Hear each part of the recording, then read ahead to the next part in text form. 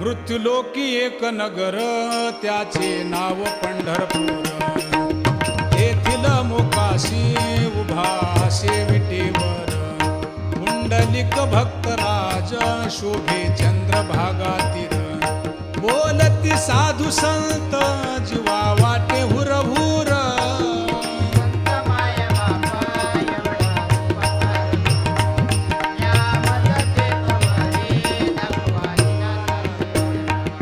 मज नाही हात पाय डोळा पडली झांपड.